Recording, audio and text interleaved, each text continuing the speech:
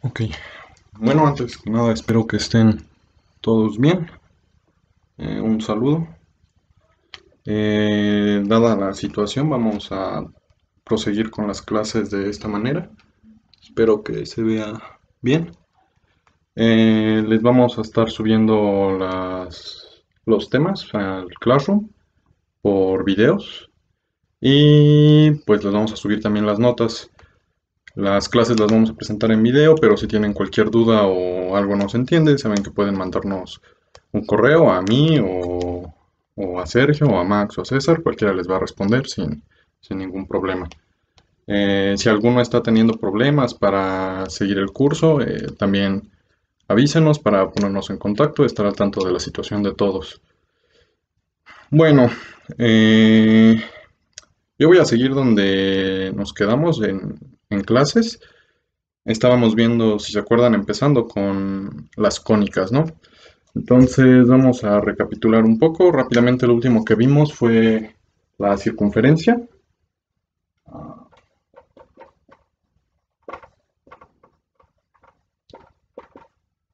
¿Y qué era la circunferencia, no?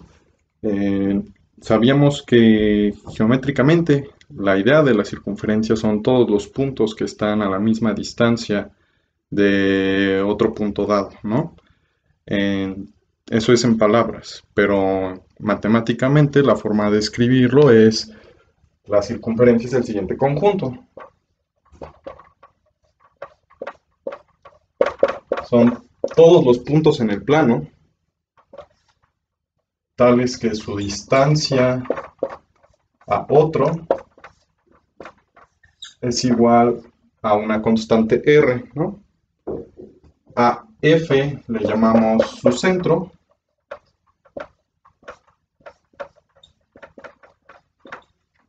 y a R su radio, ¿no?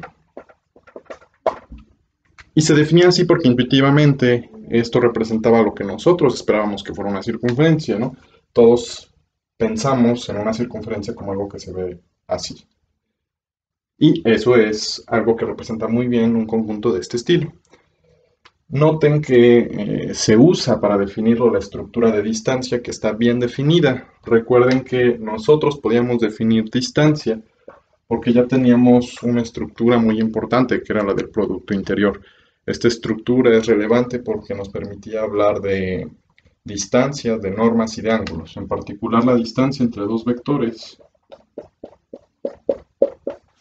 Si yo tengo un vector x aquí y un vector f aquí, lo que yo quiero que sea su distancia es esto, ¿no? ¿Qué tanto me tengo que mover de x para llegar a f? Pues eso se puede representar muy bien con el vector diferencia. Entonces lo que nosotros queremos que sea la distancia es, pues, qué tan grande es el vector diferencia, su norma, ¿no? Que esto, si se acuerdan, se puede calcular como el producto interior del vector diferencia consigo mismo, y a eso le toman raíz. Por eso esta estructura es importante. Ok, entonces eso es como conjunto, nos puede interesar obtener su ecuación. Pues como conjunto ya está bien definido, la parte algebraica es la que nos interesa ahora. Entonces supónganse que el caso más sencillo es que el centro es el origen. En este caso, la ecuación, pues nos queda una expresión muy sencilla, ¿no? La distancia de un punto al origen es la norma de la diferencia. En este caso es, como el foco es, el centro es el origen, pues aquí le estamos restando un cero, entonces no le estamos haciendo nada. Así que nos queda así. Y esto es la raíz cuadrada de, si se acuerdan, cómo se definía el producto interior, eh, pues era entrada a entrada, ¿no? Supónganse que tiene dos coordenadas, x1, x2, pues esto es la raíz de x1 al cuadrado más y1 al cuadrado, ¿sí? Entonces esta ecuación se puede hacer un tratamiento un poquito más general, supongan que El foco tiene coordenadas HK, entonces pues la distancia de X a F es igual a la raíz de x1 menos h al cuadrado más, aquí era x2, perdón, x2 menos k al cuadrado. Eso es en general. Si nosotros queremos que estas cosas nos representen una circunferencia, entonces tenemos que igualarlo al radio. Igualando al radio y elevando al cuadrado, tienen que la ecuación de la circunferencia para este caso es esta.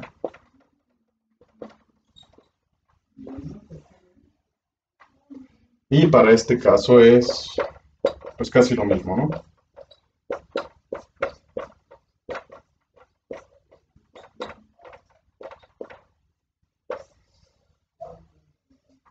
Y estas son las ecuaciones de la circunferencia, son muy sencillas, en realidad es la cónica más sencilla desde el punto de vista algebraico, pues ya está caracterizada. Entonces no hay mucho más que decir de la circunferencia. Algo que va a ser importante para esta sección van a ser las coordenadas polares. Entonces, también la última clase les di un repaso, voy a hacerlo rápidamente aquí.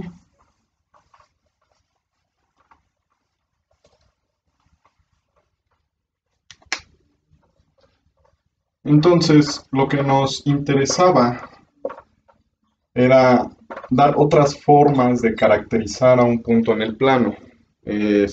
Nosotros tenemos las coordenadas cartesianas, que esencialmente lo que te están diciendo es, bueno, si te interesa este punto, la forma en la que puedes decirme cómo llegar a él, cómo caracterizarlo es, das esta cantidad de pasos a la derecha y esta cantidad de pasos hacia arriba. Y si yo conozco esta cantidad y esta cantidad, puedo llegar a este punto. Si a esta cantidad la llamas X y a esta cantidad la llamas Y, lo que tienes es, las coordenadas de este punto son X, Y. Tantos pasos a la derecha, tantos pasos hacia arriba. Pero a lo mejor moverte de izquierda a derecha y arriba a abajo no es útil, no es conveniente para el problema que estás tratando de resolver. Entonces uno puede intentar encontrar formas alternativas de describir a un punto. El mismo punto yo puedo caracterizarlo de otra manera. Pues, ¿qué numerito es quizá el más natural, la primera propuesta? Justo la distancia que hay de él al origen, ¿no? Esta distancia pues la podemos llamar radio. Y esa va a ser la primera coordenada. Pero este numerito puede no ser suficiente, de hecho no es suficiente. Si ustedes se dan cuenta, pues hay toda una circunferencia de puntos que comparten este radio. Entonces, ¿a cuál de todos esos puntos es al que quieres llegar? Solo con este número no me basta. Si yo te digo, pues tiene un radio tanto, pues podría ser este, pero podría ser este, pero podría ser este, podría ser cualquiera de la circunferencia. Tengo que darte información extra para caracterizar a este punto. Y si ustedes se preguntan cuál es la diferencia entre este y, por ejemplo, este, la respuesta natural es que abren un diferente ángulo. Como que para llegar a este tienes que girar un poco más. Ese giro es el ángulo. Entonces, este tiene un ángulo 1 y este tiene un ángulo 2. Y entonces lo que se concluye es que la forma natural de caracterizar este punto en estas coordenadas sería pues con el radio y con el ángulo que forma con el eje X. Ok, entonces con eso podemos caracterizar a un punto. Pero ¿cómo pasamos de las diferentes coordenadas que tenemos? Si yo estoy dando un punto, por ejemplo, en coordenadas polares, ¿cómo puedo decirte quién es ese punto en coordenadas cartesianas? Y el problema inverso, si yo te digo cuáles son las coordenadas cartesianas, ¿puedes obtener las coordenadas polares de ese punto? La respuesta es que sí, uno esperaría que sí, porque si no, pues son coordenadas básicamente inútiles. Entonces, ¿cuál es la forma? De nuevo, el radio, para pasar de cartesianas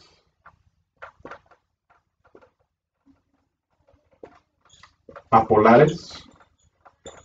Entonces, supónganse que tienen las coordenadas x, y, quieren calcular r teta.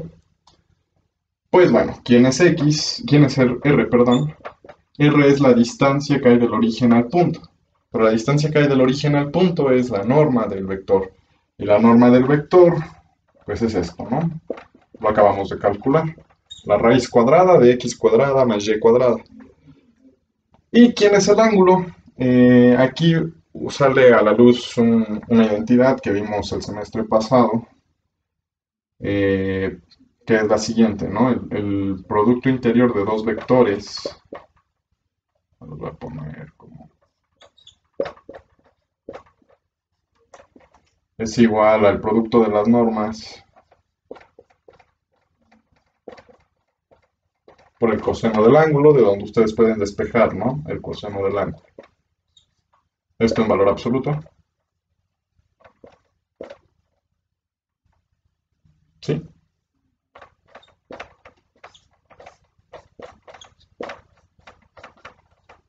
No, perdón, aquí es en valor absoluto. Sí. Entonces, esta es la expresión que ustedes obtienen. Y esta expresión es útil, ¿no? Este es el ángulo que forman el vector u y b, v. Entonces, uno podría poner como vector u al vector que me interesa, que tiene coordenadas x, y como vector v, si quiero calcular el ángulo que hace ese vector con el eje x, pues necesito que el vector v sea alguien que esté sobre el eje x. Entonces tomamos a u, que sea el vector de coordenadas x, y a v, que sea un vector sobre el eje x, el 1, 0. Y lo que tenemos es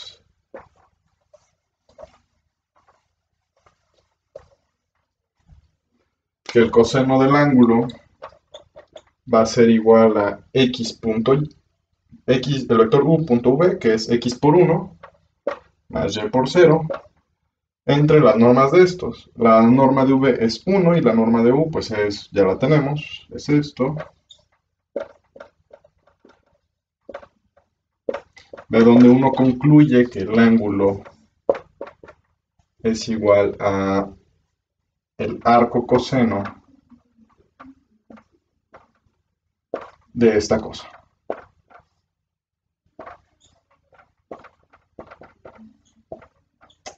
Ahora, esto tiene un detalle. Esta identidad, esta definición de ángulo va a funcionar si y es positiva. La razón es que si ustedes lo intentan extender a y's negativas, lo que van a tener es lo siguiente.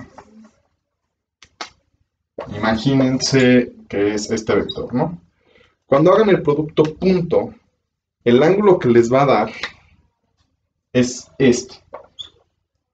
Porque si se acuerdan, esta identidad del ángulo, la identidad que les escribí ahorita, el ángulo que te devolvía era el pequeño. Si ustedes recuerdan, cuando dan dos vectores, siempre hay dos ángulos entre ellos, ¿no? El chiquito y el grande. Ahora, si yo tomo un vector con y negativa, el ángulo que me interesa es este azul. Pero, no sé si se ve ahí como azul, pero este es azul. El que me está devolviendo esta identidad, si yo lo definiera así para y's negativas, sería este rojo. Entonces no es el que me interesa. ¿Cómo recupero yo al ángulo azul a partir de este? Bueno, muy sencillo. Si se dan cuenta, el ángulo azul más el ángulo rojo, pues son una vuelta completa, son complementarios. Entonces, cuando los sume, voy a obtener 2pi. Entonces, el ángulo azul, que es el que me interesa, lo que tengo es que vale 2pi menos el ángulo rojo, ¿no? Entonces, para este caso se define el ángulo de esa manera, como 2pi menos el arco coseno de x entre la raíz de x cuadrada más y cuadrada cuando y es negativa. Entonces, rápidamente recapitulando, lo que tengo es que para pasar de cartesianas a polares, el radio se define así y el ángulo se define por partes, como el arco coseno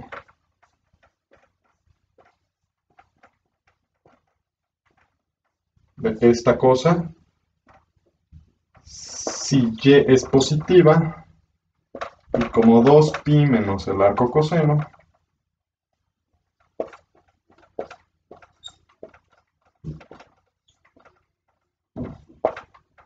si y es negativa, ¿no? Bueno, así se define. Esa es la parte pesada. Ok. Aquí la raíz está abarcando todo. Ok. Ahora el problema inverso. Supongan que yo les doy las coordenadas polares. Pueden recuperar quién era X y quién era Y. Y es un problema considerablemente más sencillo. Porque pues la respuesta es que sí, ¿no? Como hemos visto, si ustedes tienen este vector, pues quién es la coordenada X es su proyección sobre el eje X, ¿no? ¿Y cuánto mide esta proyección? Pues si esto tiene un ángulo R y si esto tiene una longitud R y esto un ángulo θ, lo que ustedes saben desde la secundaria es que este término mide R por el coseno de θ, ¿no? Y eso ustedes lo saben porque, o sea, si no se acuerdan, pues la definición del coseno es cateto adyacente, lo rojito,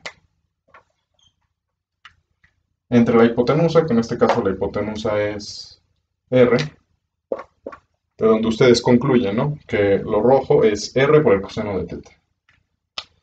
De la misma forma, ustedes pueden concluir que la coordenada Y es R veces el seno de θ. Por lo tanto, pues el problema inverso ya está resuelto. X es R coseno de θ y Y es R seno de θ. Y voilà. Problema resuelto. Ok.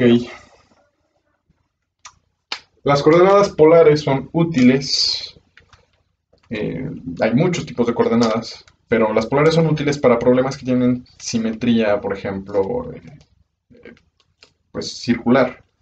Si ustedes tienen un problema que está en términos de radios o de ángulos, como que resolverlo usando coordenadas cartesianas va a estar pesado, son expresiones feas. Pero si el problema te está diciendo que está en términos de radios y ángulos, pues lo natural es tratar de resolverlo en las coordenadas que manejan radios y ángulos. En este caso son las coordenadas polares. Entonces son útiles para resolver ese tipo de problemas. De la misma forma, si ustedes tienen un problema que está dado en términos de coordenadas cartesianas, pues no parecería buena opción tratar de abordarlo con coordenadas polares, ¿no? Entonces, para cada problema va a ser las coordenadas que se tienen que utilizar. Ok, bueno, ese es el resumen de coordenadas polares, eso también lo vimos en clase la última vez. Y lo siguiente era empezar con las cónicas. Ahora, la primera cónica ya la presentamos, es la circunferencia. Y la segunda también nos dio tiempo presentarla en clase, era la parábola. ¿Qué es una parábola? De nuevo, nosotros para definir cosas de momento no tenemos muchas estructuras. Tenemos la de distancia. Y geométricamente con eso nos basta. La mayoría de las cosas en geometría están definidas justo en términos de eso, distancias y ángulos.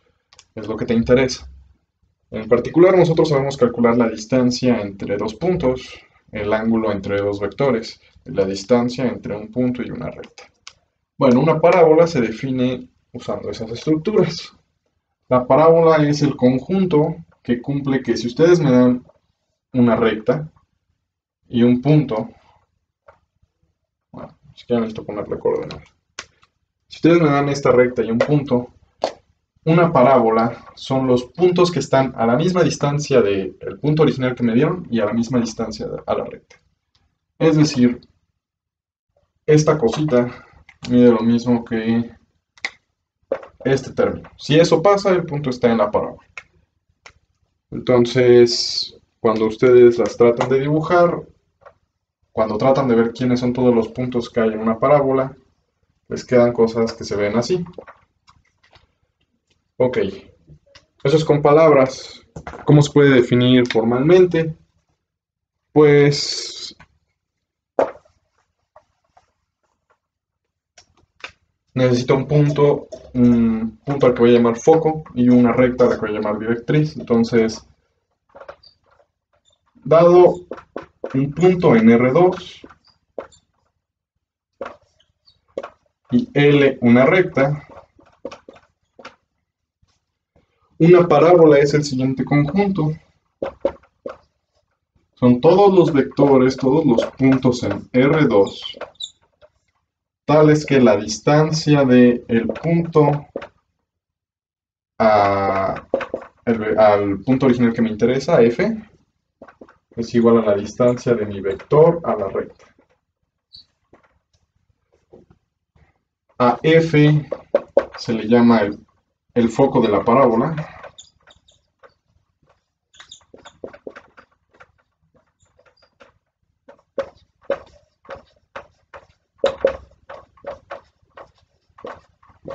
Y a L su directriz. L la recta. La distancia del punto al foco es pues la distancia entre dos puntos, entonces ese no hay problema. La distancia entre el punto y la recta, si se acuerdan, es una expresión que hemos usado mucho, de hecho ustedes saben calcular ya la distancia de un punto a un plano. Es el mínimo de las distancias de este punto a todos los puntos de la recta, ¿no?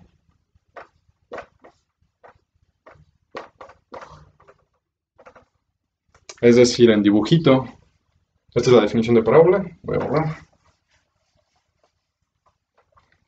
Si ustedes tienen la recta L que sea esta y su punto X que sea este, pues para cada punto de la recta pueden calcular su distancia.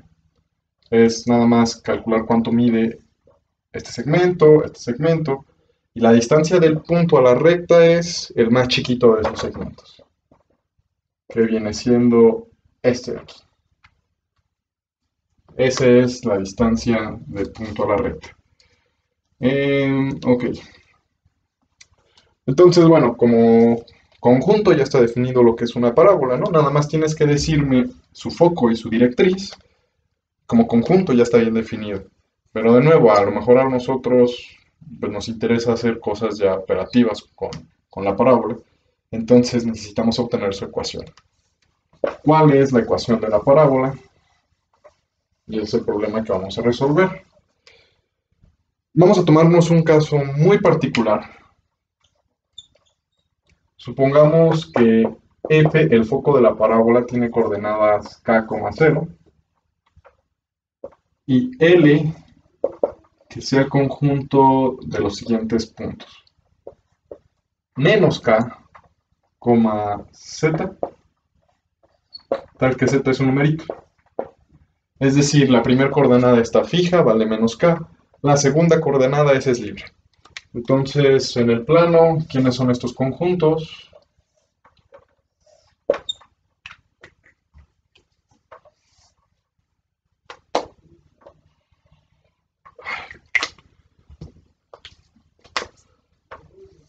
La recta L es esta.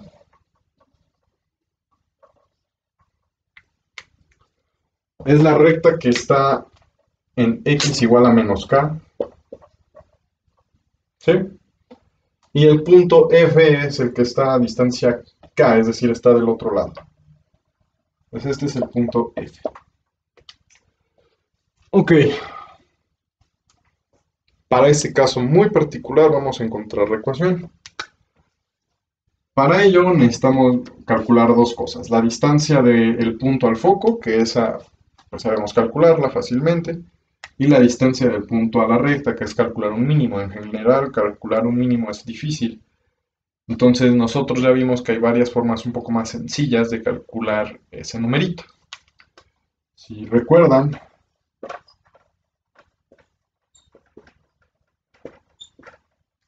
si yo conozco un vector que es normal a la recta y un punto que esté en la recta, entonces la distancia de cualquier punto a la recta va a ser el valor absoluto de x menos p punto el normal sobre la norma del normal. De hecho, ustedes tenían una expresión que es prácticamente idéntica para calcular la distancia de un punto al plano, ¿sí? Entonces, bueno, esa expresión es útil porque noten que aquí ya no aparece un mínimo ni nada. Lo único que necesito es un punto en la recta, un vector normal y hacer un producto punto. Entonces es una expresión muchísimo más amigable. Por eso la vamos a usar.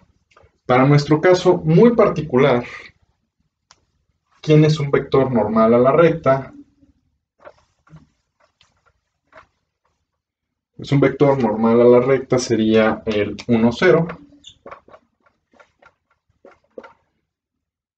Y un punto en la recta sería el menos k0, ¿no?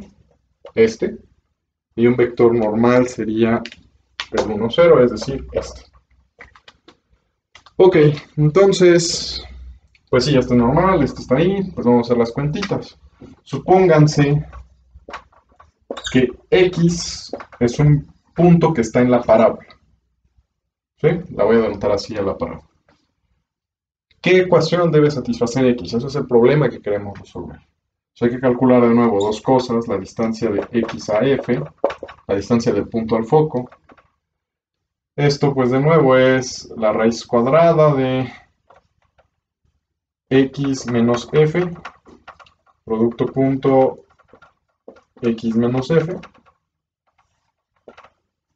que esto es la raíz cuadrada de, si x tiene coordenadas, vamos a darle coordenadas cartesianas x, y. Entonces esto es nada más x menos k al cuadrado más y al cuadrado, ¿no? Porque x menos f va a tener coordenadas x menos k, y por su producto punto va a ser x menos k al cuadrado más y cuadrado, ¿no? Ok, y por otro lado, ¿quién es la distancia de x a la recta? Pues de nuevo es el valor absoluto de x menos p punto el normal, que eso se puede escribir como x punto el normal menos p punto el normal sobre la norma del normal. En este caso nuestro normal, como es el 1, 0, su norma vale 1, entonces ya no lo pongo. Y ahora, ¿quién es x punto el normal? Pues x punto el normal me va a dar la primer coordenada de mi vector x. Vector, que eso es la coordenada x, ¿no? X ya sin barrita. ¿Y quién es menos p punto el normal? Pues de nuevo va a ser la coordenada x de p, que su coordenada x es menos k. Pero aquí hay un menos, entonces eso nos da más k. ¿No? Todo en valor absoluto. Ok.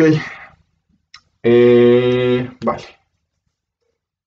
Entonces, lo siguiente, a ver, estas expresiones son importantes, esta y esta. Voy a borrar. Pues lo siguiente es igualar esas expresiones, ¿no? Queremos que x esté en la parábola, esas expresiones deben de ser iguales. Entonces, lo que tenemos es que la raíz de x menos k al cuadrado más y cuadrado tiene que ser igual al valor absoluto de x más k. Y en principio esa es la ecuación y ya está resuelto el problema. Ahora es una ecuación tanto fea, porque aparece una raíz cuadrada y aparece un valor absoluto. Entonces, para librarnos de esas cosas, vamos a elevar al cuadrado.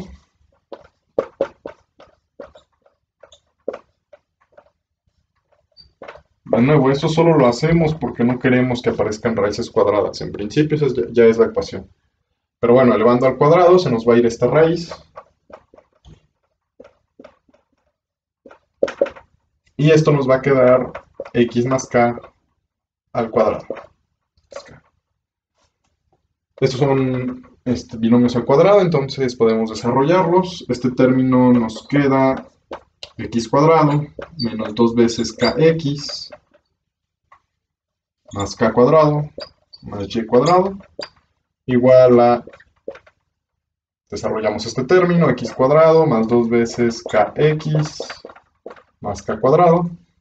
Notamos que aquí tenemos k cuadrado, aquí también, entonces las podemos cancelar. Lo mismo las x cuadradas. Y pasando este término del otro lado, lo que concluimos es que y cuadrado es igual a 4 veces kx, que es la forma en la que van a encontrar la ecuación en los libros. Es una expresión mucho más amigable que esta, ¿no? Digo, aquí nada más aparece un cuadrado, no aparece ninguna raíz ni valor absoluto. Entonces es una expresión más agradable, más amigable, más operacional. Si tuvieran que hacer cuentas, es más fácil hacerlas con esta que pues, con esta cosa en la que aparece una raíz. Entonces es la ecuación canónica de la parábola. No es cierto que toda parábola se pueda ver con esta ecuación porque tomamos casos muy particulares. Tomamos el caso en el que el punto, el foco estaba en el eje X, la directriz, la recta, era perpendicular al eje X, era paralela al eje Y además estaban a distancia 2K, ¿no? Entonces son casos muy restrictivos, pero a pesar de que son restrictivos, más adelante vamos a ver que con eso nos basta. Con esos casos podemos, en principio, resolver la ecuación obtener la ecuación para el caso general. Pero eso lo vamos a ver más adelante. Entonces no subestimen el caso particular. Bueno, eso es la parábola, eso fue lo último que vimos en clase. Vamos a hacer un resumen. Y entonces vienen las otras dos cónicas, que son la hipérbola y la parábola. Y la elipse, perdón. Entonces hay varias formas de definir hipérbola y elipse. En particular vamos a tratar de extender la noción que teníamos de la parábola. Entonces la parábola se definió a partir de esta relación. La distancia del punto al foco igual a la distancia del punto a la recta. Despejando, ustedes pueden obtener esto, ¿no? Esto vale para la parábola, de nuevo.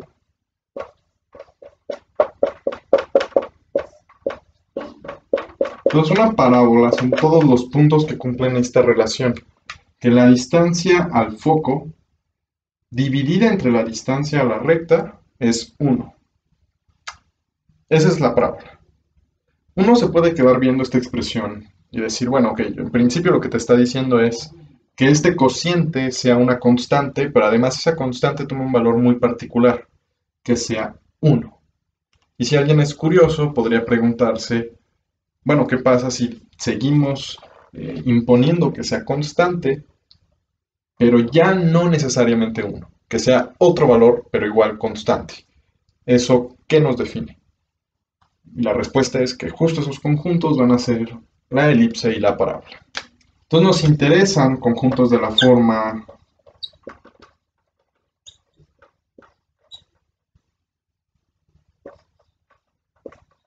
los conjuntos definidos por la siguiente ecuación.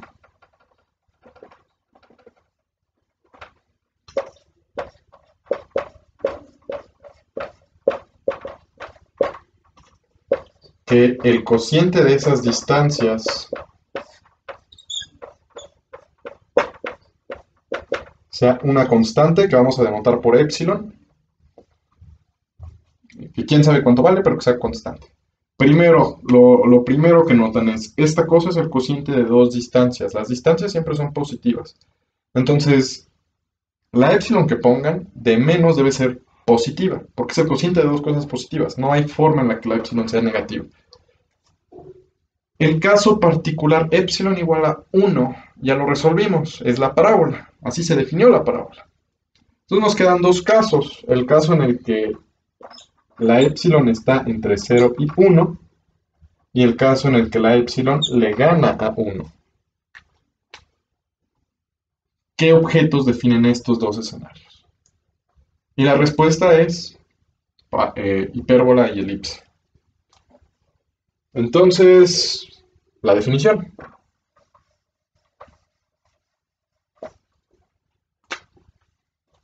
Elipse. La definición de la elipse es, dado un punto F en el plano y L una recta,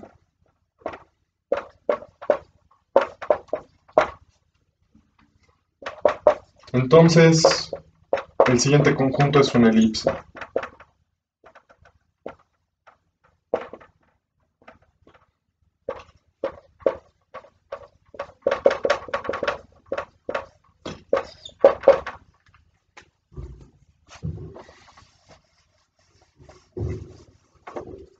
Son todos los vectores en el plano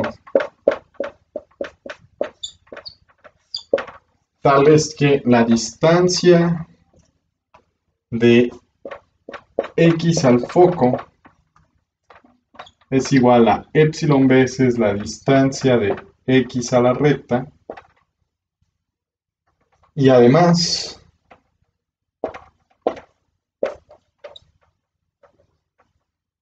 vamos a tomar el primer caso, el caso en el que épsilon está entre 0 y 1.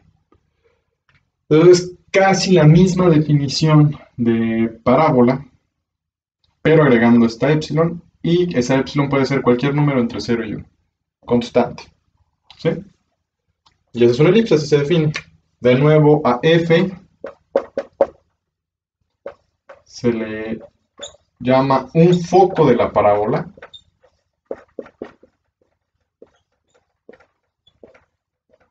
De la elipse, perdón.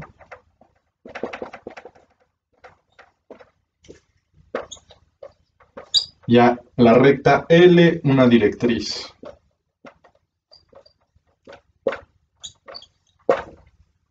Y ya está, esa es la definición de elipse. De la misma forma podemos tratar de definir la hipérbola, pues como el caso que nos resta, ¿no? Cuando épsilon es mayor a 1. Y pues así la vamos a definir, entonces aquí nada más. La definición es prácticamente la misma. Hipérbola, entonces igual me van a dar un punto en R2, que va a ser el foco. L es una recta, que va a ser la directriz. Entonces el siguiente conjunto es una hipérbola.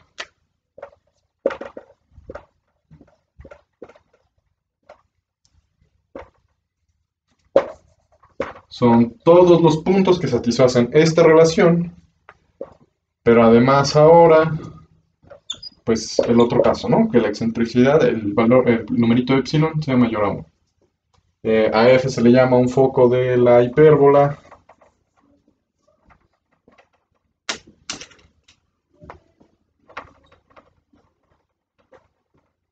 Y a L una directriz.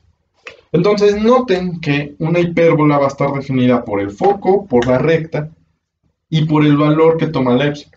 Lo mismo una elipse. Una elipse va a estar definida por un foco, una recta y el valor que toma la epsilon. Y pues la parábola igual, ¿no? La parábola es el foco, la recta y pues cuánto vale su epsilon, en este caso es 1, ¿no? Pero entonces todas están definidas por las mismas cosas. Para definir ya sea una parábola, una elipse o una hipérbola, lo que yo necesito son tres cosas, perdón. Un vector, una recta y el numerito epsilon. Si yo conozco estos tres elementos, yo puedo definirte una cónica. El punto X es el foco, la recta L es la directriz Entonces uno podría preguntarse esta cosa si tiene algún nombre particular, ¿no? Digo, parece que es relevante. Entonces a esta cosa se le llama la excentricidad.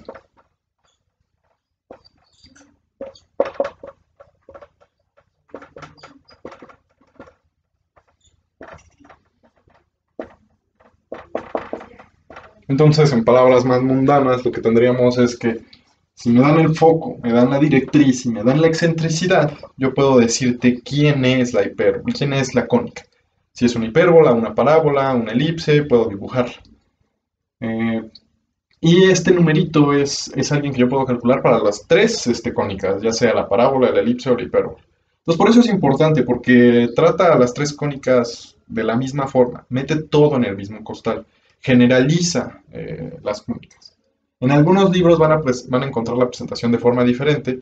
La ventaja de presentarlas así, con la excentricidad, es que ganas generalidad. Estás tratándolas a todas más o menos, pues, de la misma manera. Eh, es esta ecuación, al final de cuentas, lo que hay que resolver.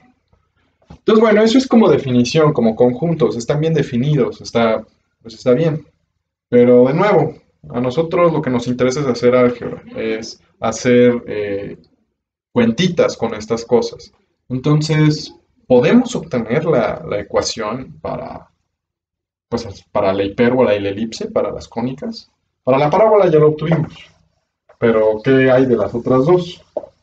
Pues uno esperaría que sí, porque si se pudo con la parábola, ¿por qué no se podría con las otras dos cónicas? Y la respuesta es que sí. Entonces, nuevamente,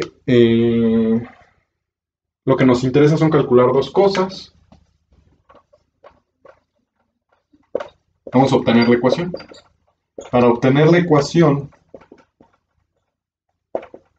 pues hay que obtener dos numeritos, ¿no? La distancia del punto al foco y la distancia del punto a la recta. Y ya vimos que esas cosas las podemos calcular. Recuerden que la distancia del punto a la recta era usando un vector normal, x menos p, punto del normal, todo esto sobre la norma del normal. Esta es la expresión importante y pues la distancia del punto al foco es la norma del vector diferencia. Entonces, ¿cómo resolvemos la ecuación? De nuevo vamos a tomarnos un caso muy particular. Dependiendo de qué tan sabia o qué tan torpemente escojamos a la recta y al foco, va a ser qué tan fácil o qué tan difícil se va a poner el problema de obtener las ecuaciones. Entonces hay que poner una recta y un punto foco que sea sencillo para obtener las ecuaciones. Pues supónganse que dan de nuevo una recta paralela al eje Y. Imagínense que este es mi eje X, que este es mi eje Y. Entonces toman la recta L, que sea esta. Uy. Ok, a ver, denme un momento.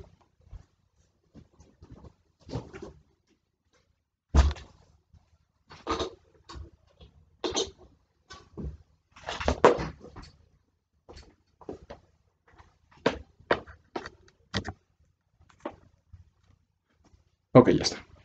Entonces, una recta que sea paralela al eje Y.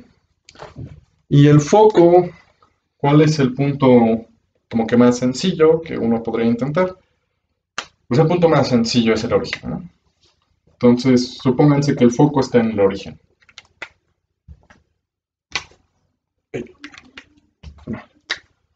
Entonces, tomemos el foco en el origen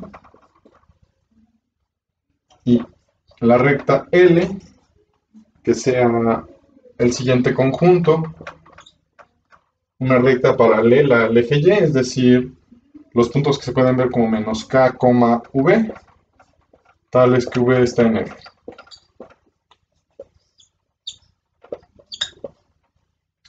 Entonces, un punto en la recta, vamos a necesitar un punto en la recta, es Pues hay muchos, ¿no? Cualquiera de estos. El más sencillo, pues uno que también esté sobre el eje X, ¿no?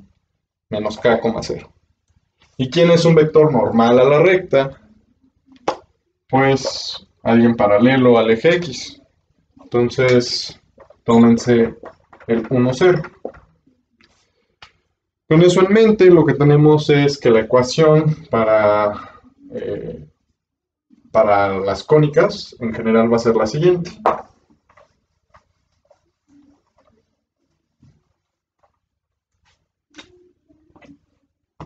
¿Quién es la distancia de x a f? Pues por definición es la norma del vector diferencia. Pero en este caso, noten que f es el origen. Entonces es x menos 0. Entonces no le estamos haciendo nada. Se nos queda la norma de x. Y eso está bien porque es algo que podemos calcular de forma pues, sencilla. Entonces, ok. Lo que tenemos es que lo siguiente. La distancia de x a f es esta cosa. Si x está en la cónica, debe satisfacer la siguiente ecuación.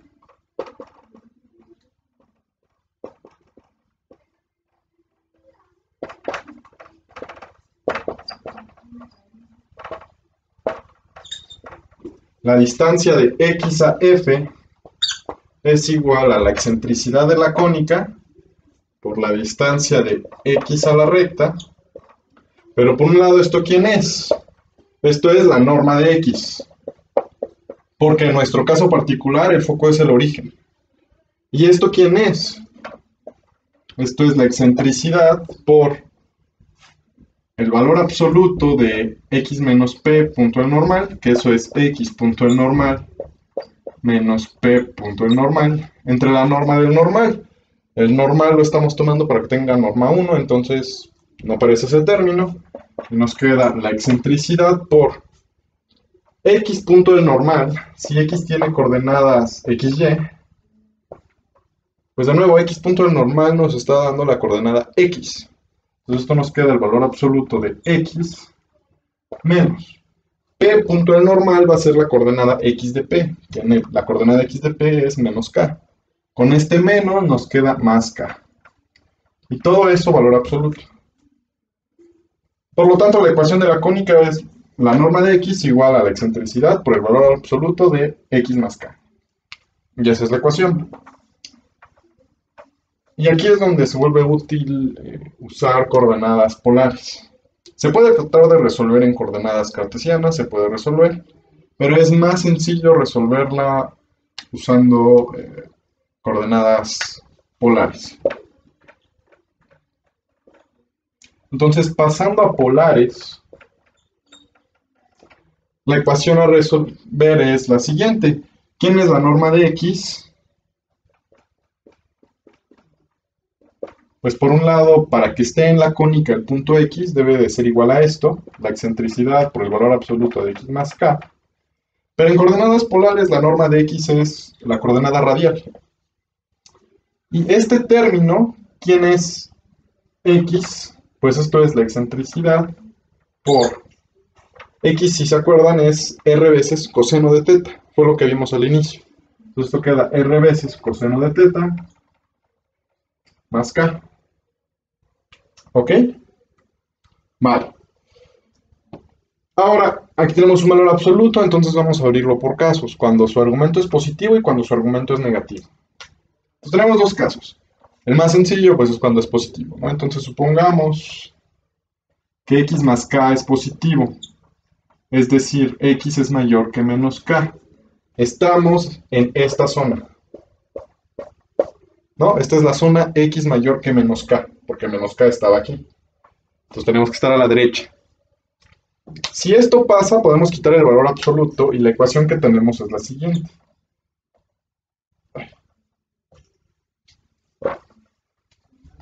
R igual a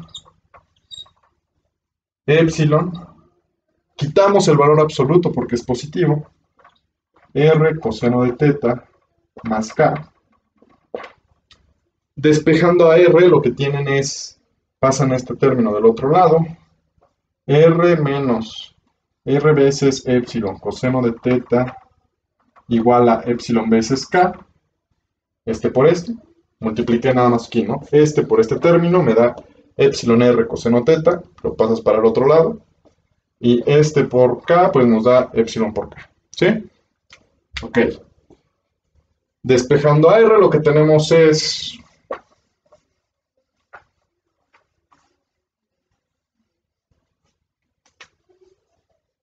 R por 1 menos epsilon veces el coseno de teta igual a epsilon veces K, o lo que es lo mismo, R igual a epsilon veces K sobre 1 menos epsilon veces el coseno de teta. ¿Sí? Ok. Y ya está. Ahora, eso fue en el caso en el que el valor absoluto, el argumento del valor absoluto era positivo. Es decir, este caso. ¿Qué pasa en el otro caso? Supónganse que ahora están en esta región. Aquí, esta ya es la ecuación. Supongamos que estamos en el otro caso, entonces x menor que menos k. Estamos ahora a la izquierda de la directriz. Lo que nos va a quedar es que hay que meterle aquí un signo menos. Entonces la ecuación es la siguiente. R igual a menos epsilon veces R coseno de teta más K. ¿No? Hay que meter un signo menos porque el argumento del valor absoluto es negativo, entonces su valor absoluto es menos R. Entonces menos R veces coseno de teta más K, que nos queda esto. Y hacemos el mismo proceso. Multiplicamos este por este y este por este. Esto es menos epsilon veces R coseno de teta menos epsilon veces K. Queremos despejar la R, entonces pasamos este del otro lado. R más epsilon veces R coseno de teta es igual a epsilon veces K. Y despejando la R, lo que tienen es que R es igual a epsilon veces K entre 1 más epsilon veces el coseno de teta. Y es la ecuación que nos queda. Ahora, un comentario rápido. Voy a borrar aquí. Ah, perdón, aquí es con signo menos este.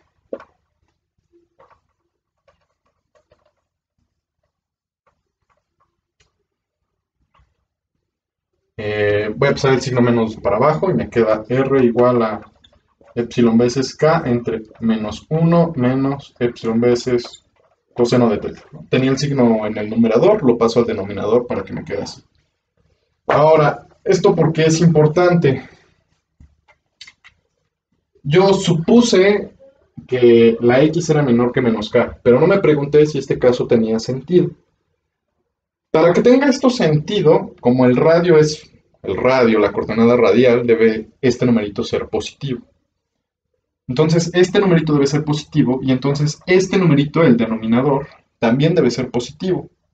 Pero aquí aparecen cosas negativas, entonces como que va a haber problemas si la epsilon no cumple cierta propiedad, porque yo necesito que esto sea positivo. Entonces, para que esta expresión tenga sentido, debe de pasar que el denominador es positivo. Esto tiene sentido sí, solo sí. Esto pasa, es decir, pasando este del otro lado, epsilon veces el coseno de teta menor que menos 1. Ok.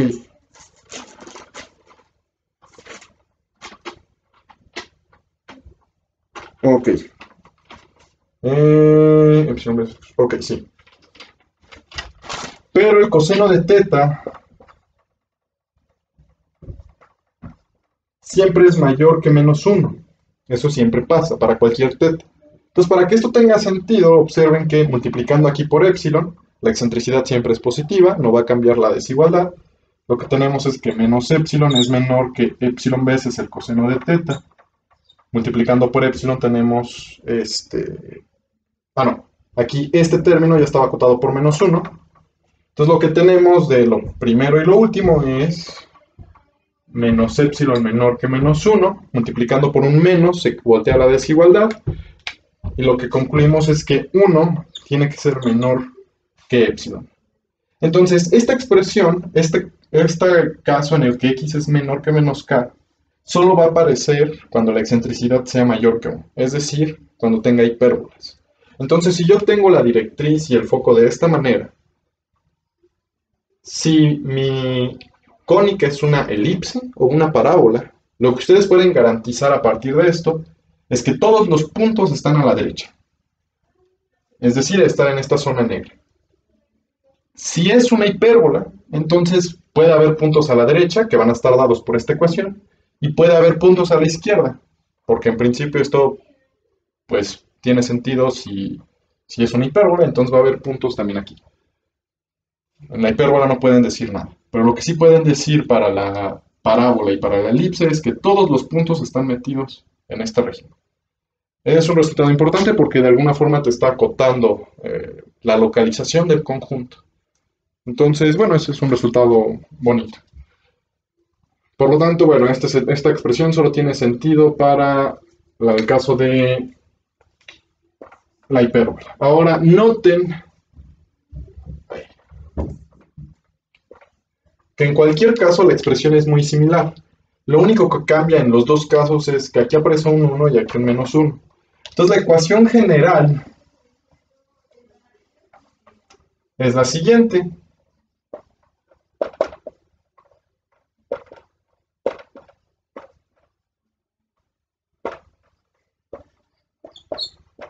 Épsilon veces k entre más o menos 1, dependiendo, menos épsilon veces el coseno de teta. Y esta es la ecuación general para las cónicas en coordenadas polares. Ahora, esta expresión, o sea, ya es la ecuación, está chido, pero esta ecuación es importante por varias cosas. En particular es importante para los físicos. Lo que pasa es que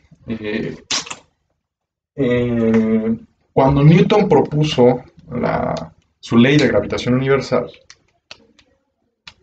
él se hizo famoso por eso.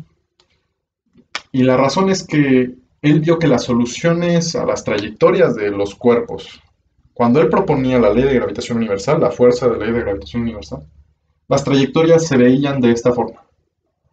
Esta era la solución general. Pero más aún, él probó que las trayectorias satisfacían las leyes de Kepler. En particular, la forma en la que lo probó fue que se veían de esta manera las trayectorias. Con eso pudo probar las 3 leyes de Kepler. En particular con eso él explicaba el por qué las trayectorias de los planetas eran elipses. En ese caso, pues están incluidas las elipses, las trayectorias elípticas. Pero también él ganó más poder, porque en principio aquí también hay hipérbolas. Entonces, la teoría te estaba diciendo, van a existir trayectorias hiperbólicas.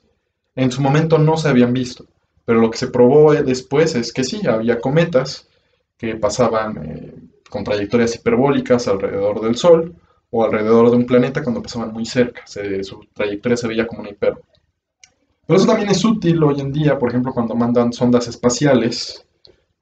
Si tienen una sonda que la van a mandar a recorrer el sistema solar, pues aquí hay un planeta, no sé, Júpiter, y mandan la sonda, pues ustedes quieren saber cuál es la trayectoria que va a seguir la sonda, ¿no? Digo, quieren que vaya a los lugares que les interesa a ustedes ver. Entonces les interesaría saber cómo se modifica la trayectoria cuando pasa alrededor de Júpiter, ¿no? O de cualquier planeta. Y gracias a esto es que ustedes pueden ver que la trayectoria se va a modificar como una hipérbola. Y les da una precisión para calcular las trayectorias increíble. Y todo es, cuando ya se resuelve el problema, es usar esta ecuación, ¿no? Es modelar la trayectoria como una cónica y ver cuál es su excentricidad. La excentricidad en esos casos va a estar relacionada con una propiedad en física que los físicos deben conocer ya ahorita muy bien, el momento angular. Entonces La excentricidad está relacionada con un momento angular y es una expresión importante, les digo, fue útil para Newton, por eso se hizo famoso, al día de hoy se utiliza cuando se mandan sondas espaciales. También es útil para la física en términos de la física moderna. Hay un físico famoso que fue Rutherford. Él probó que los átomos tenían núcleo. Para probarlo hizo un experimento llamado de dispersión y lo que pasa es que él probó usando estas cositas, usando que las trayectorias que iban a seguir las partículas que lanzaba eh, iban a seguir trayectorias de este estilo. Él probó que las trayectorias eran de este estilo, de hecho es casi inmediato, es muy parecido a lo que hizo Newton. Se puede obtener los llamados ángulos de dispersión. Eh, y él calculó los ángulos de dispersión y con eso él dijo, él pudo concluir que los átomos tenían núcleo.